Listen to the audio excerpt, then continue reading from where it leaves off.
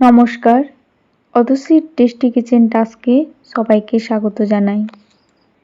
আজকের রেসিপি বাসন্তী পোলাও।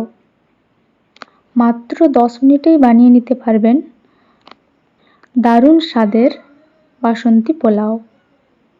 বাসন্তী পোলাও বানানোর জন্য আমি 1 কাপ বাসন্তী রাইস নিয়ে নিয়েছি। চালগুলো ভালো করে ধুয়ে 1 চামচ ঘি ও 1 চামচ হলদি ভালো করে মাখিয়ে নিলাম। এবার কড়াইতে 2 চামচ ঘি দিয়ে চালটা 2 মিনিটের জন্য ভেজে নেব।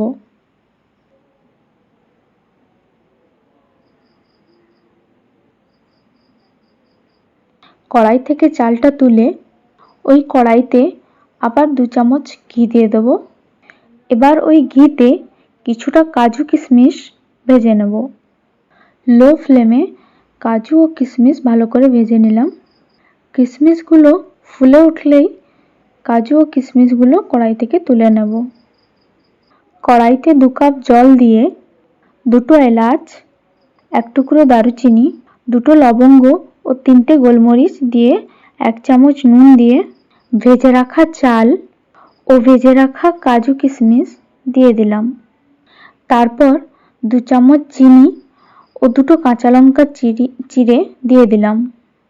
মিষ্টি ও ঝালের পরিমাণটা আপনারা আপনাদের স্বাদ অনুযায়ী বাড়িয়ে বা কমিয়ে নিতে পারেন।